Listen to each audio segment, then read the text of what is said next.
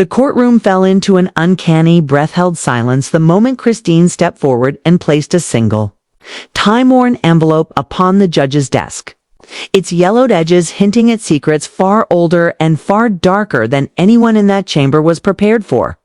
She announced with a steady yet tremulous voice that inside lay the proof that Kody Brown's divorce from Meri had never been a matter of love, freedom, or mutual release, but a carefully orchestrated maneuver designed to rewrite the entire financial future of the Brown family.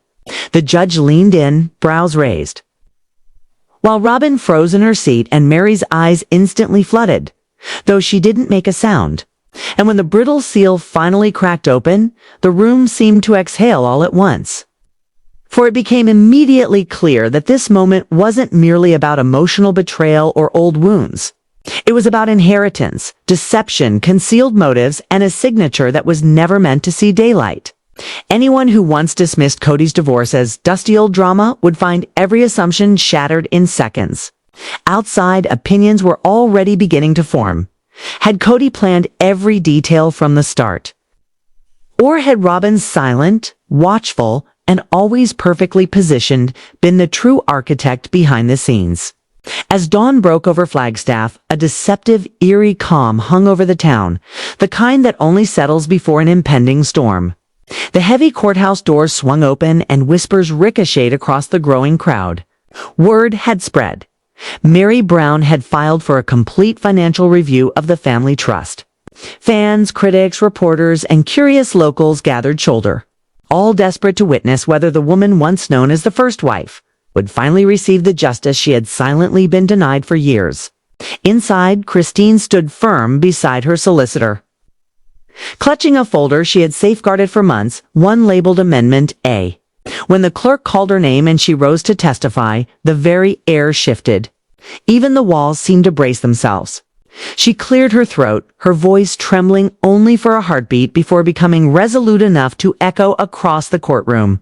She explained that the document had been found in a safety deposit box under Kody W. Brown's name, dated precisely 2 weeks after his divorce from Meri was signed, sealed, and publicly, at least emotionally, packaged by TLC cameras as a moment of closure. Robyn's grip tightened around Kody's hand until her knuckles turned white, while Meri stared forward in absolute, wounded stillness. Christine continued, revealing it as a trust amendment that altered the beneficiaries of the Brown family holdings, leaving only one name: Robyn Sullivan Brown. A stunned murmur rippled through the room. The judge asked whether the document had been hidden. Christine nodded firmly, stating that it had been privately filed in a different county, deliberately bypassing the family's long-standing legal advisors. The tension rose like a held scream. Kody's solicitor attempted a half-hearted objection, but the judge dismissed it with a single stern glance, ordering an authenticity review. When Amendment A was placed beneath the courtroom projection system, damning words filled the screen like a confession written in ink. Kody's jaw tightened, his eyes flicking from Christine to Meri, who whispered almost inaudibly, "I knew it." Something wasn't right that day. Everyone in the room knew exactly which day she meant, the day she signed those papers for the cameras, under the guise of closure, forgiveness, and moving forward. But now the truth appeared anything but organic. It felt scripted, rehearsed, carefully positioned. Meri's solicitor requested forensic verification, and the handwriting expert confirmed inconsistencies in stroke pressure and curve formation, suggesting emotional duress or deliberate misdirection. Robyn leaned towards Kody and hissed, "Say something," but his hands shook too visibly to deny anything convincingly. Silence hung heavier than accusation. Then the notary was summoned, a nervous man in his 60s, gripping his hat with trembling fingers. He admitted that Kody had described the document as a simple property update, paying him extra cash for discreet processing without office filing. Gasps spread through the gallery. Meri's eyes filled again, while Janelle covered her mouth. Christine watched with a cold, steady expression, that of someone who had waited far too long for truth to finally step into the light. When questioned, the notary confirmed that Robyn had been present during the signing. Every head turned. Robyn's eyes darted in panic, seeking Kody's reassurance, but he refused to look at her. The judge leaned back, weighing every word.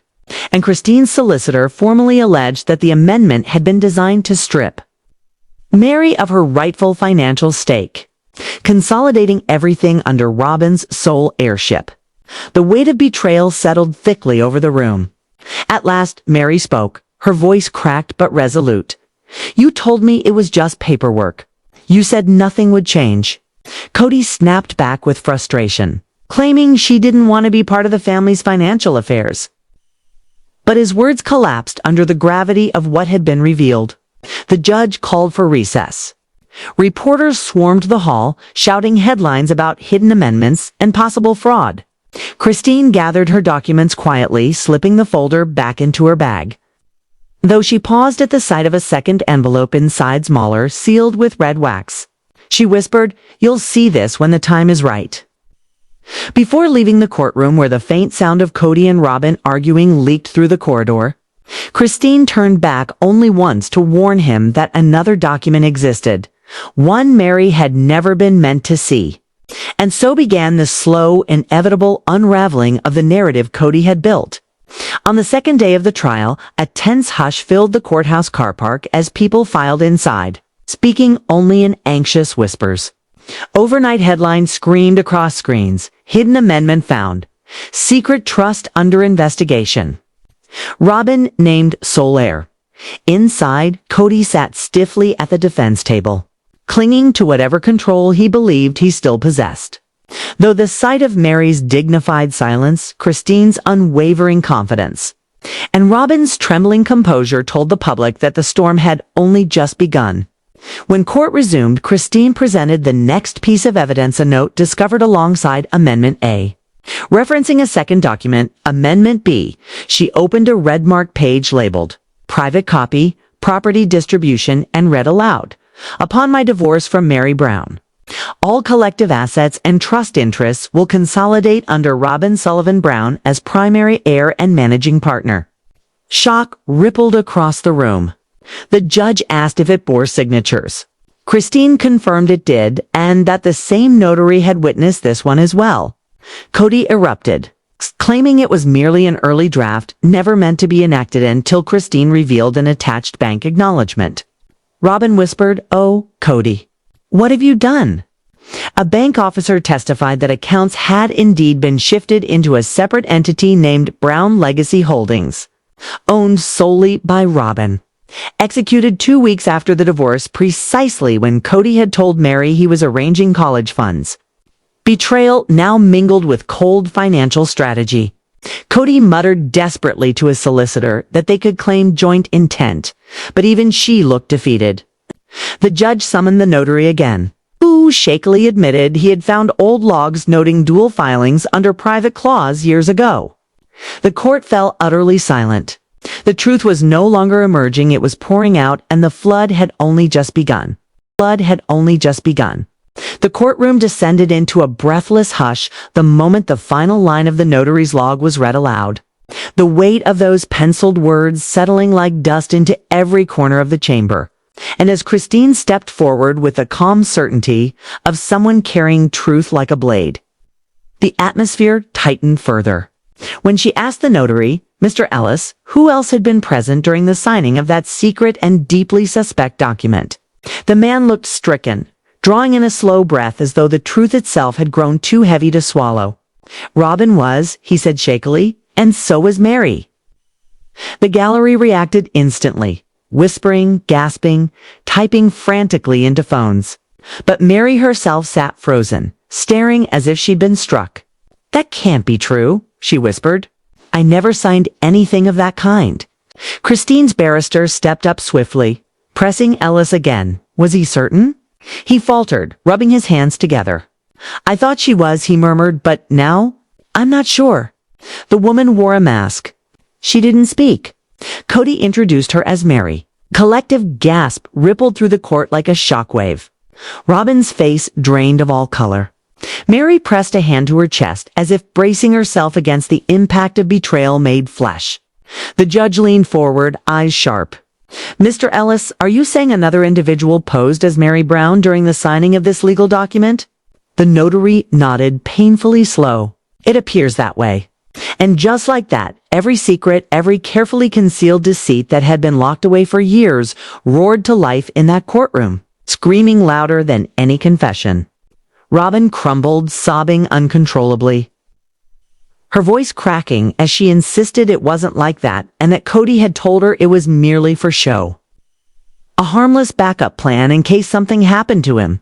But the judge had had enough of theatrics and ordered silence, though the emotional wreckage had already been laid bare.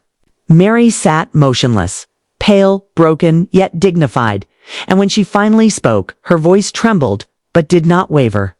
"You used my name," she whispered, "and you used it to erase me."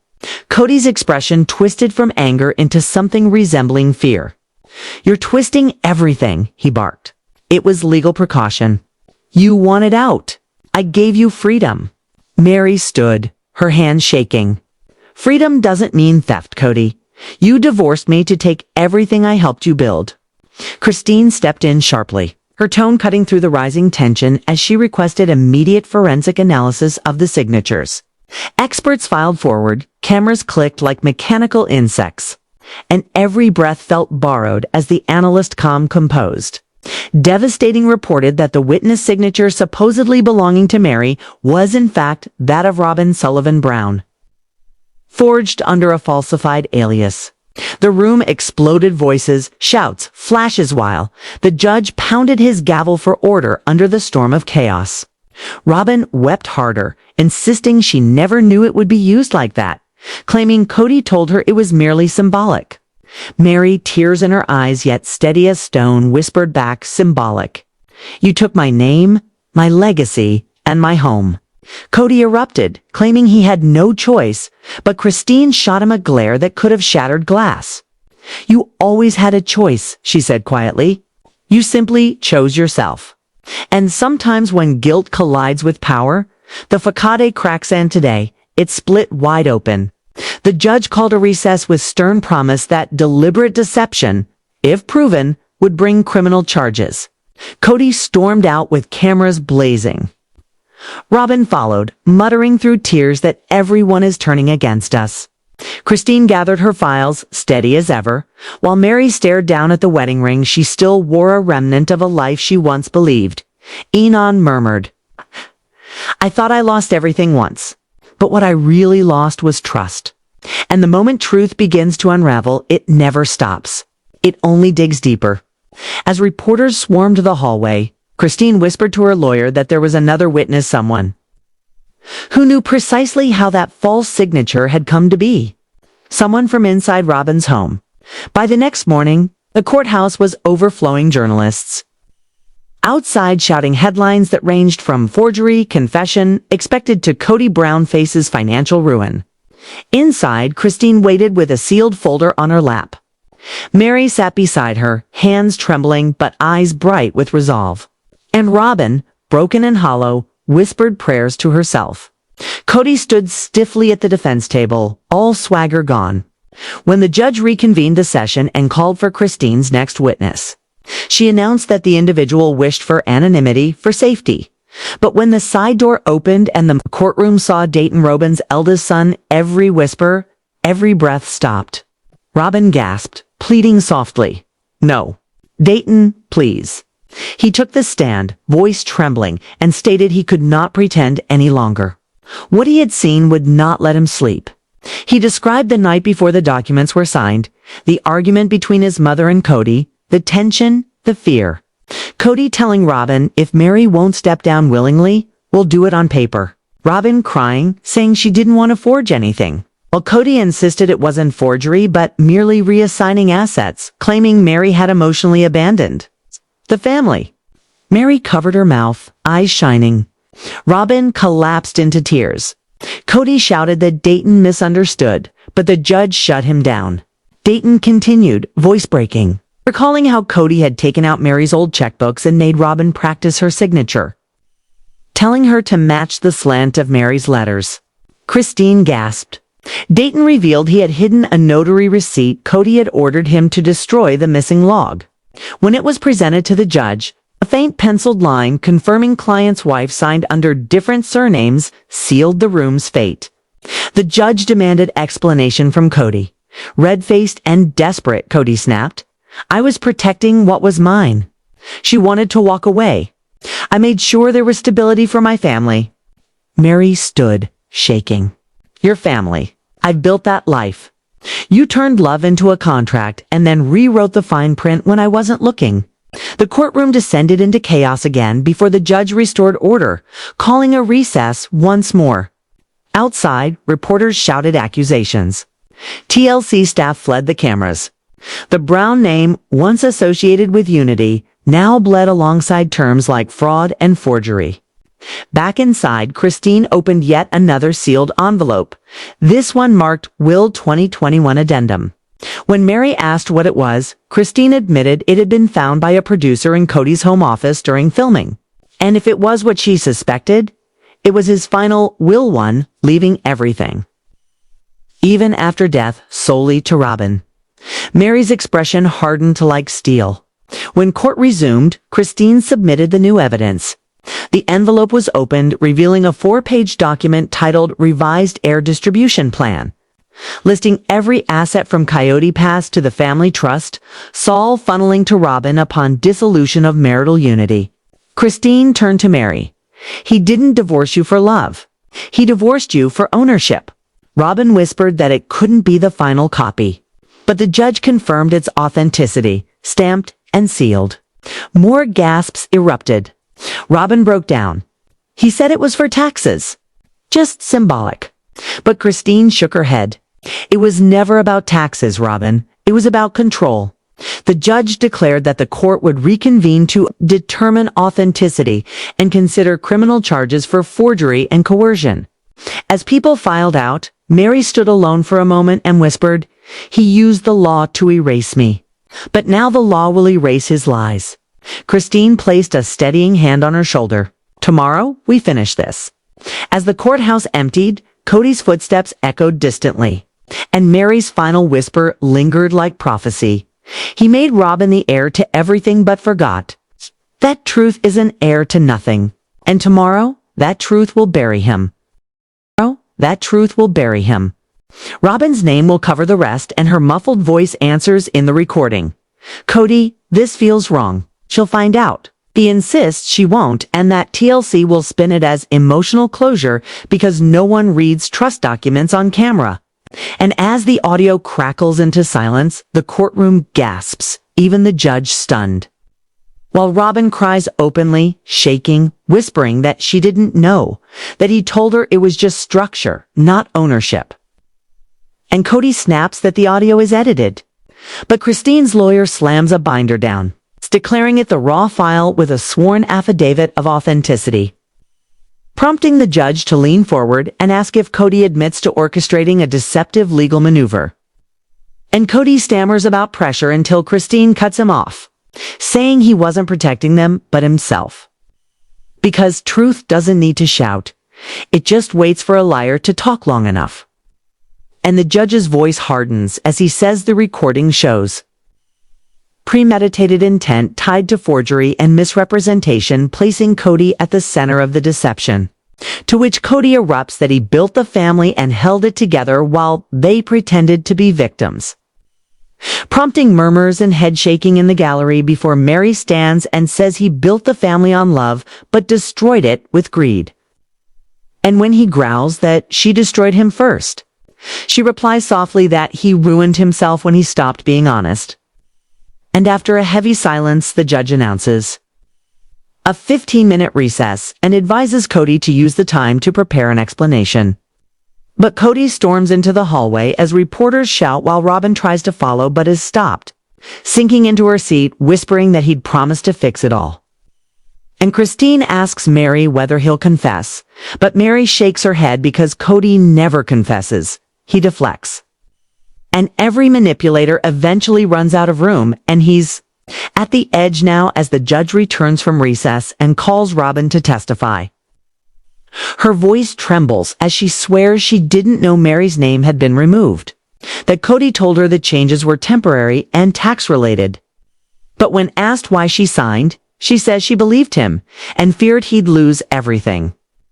And when pressed about the forged signature, she says she thought Meri had quietly approved, until the real signature is displayed beside the forgery. And she confesses she didn't question anything because she feared losing Kody's love. While Meri reminds her gently that silence protects damage, not families. And after Robyn steps down, the judge announces court will deliberate after reviewing recordings, ledgers, and statements, and as reporters gather outside, Kody rants that this is a witch hunt and that Christine and Meri are jealous. While inside, Meri holds the original envelope from session 1, calmer than she's been in days, whispering that this isn't jealousy, but justice. And Christine says that tomorrow he faces everything he tried to bury as storm clouds roll over Flagstaff, with thunder echoing across the sky, rain pounding like the sound of an empire crumbling. The final day begins under that storm as cameras swarm. Protesters gather, and inside the courtroom, the tension suffocates while Meri sits silently. Christine beside her, Robyn pale and fragile, and Kody cornered, fear disguised as defiance. And after the judge calls court to order, Christine's lawyer announces a surprise witness, Robyn's sister, Alice Sullivan, who steps in carrying a black folder and reveals she was the accountant who first reviewed the filings for Brown Legacy Holdings and saw Meri's name crossed out in 2015, explaining that Kody instructed her to process it quietly and that Robyn assured her Meri would accept it later, sending shockwaves through the courtroom as she presents ledgers showing Robyn as sole beneficiary, along with hidden transfers under a shell account named C. Cooper Holdings, prompting Meri to whisper that Cooper was her grandmother's maiden name, a familiarity twisted into betrayal. And Kody's lawyer objects but is shut down as the evidence speaks for itself. Kody rages that the money was for family security, but Christine fires back that he didn't just steal money, he stole trust, orchestrating fraud behind the facade of loyalty. And when a new exhibit shows a large withdrawal marked final transfer estate protection from the week before the trial, Kody snaps that it was his money, but Meri counters that he owes accountability, not excuses. And the judge, after reviewing evidence, testimony, that admissions, refers the case to federal authorities for investigation into fraud, perjury, and misrepresentation, while Robyn gasps and Kody's face drains of color as reporters explode out the doors. Meri crying softly as Christine tells her she stood up to him, and Meri whispers that it wasn't her, it was the truth. While Kody storms past, muttering threats, no one follows. Not even Robyn, who sits trembling beside the documents her own sister exposed. And outside, the rain returns heavier than before, as fans line the sidewalks, and the Browns become a story not of polygamy, but of justice. Later, in Christine's kitchen, she and Meri hear the news, repeating Kody's downfall as TLC releases a vague statement while producers scramble. And Christine whispers that he ended the family for good, and Meri reveals Robyn left a sobbing message begging her to make it stop. But Christine says Robyn is now learning what it feels like when the house built on lies collapses, and at Kody's mansion, federal agents seize documents as neighbors watch.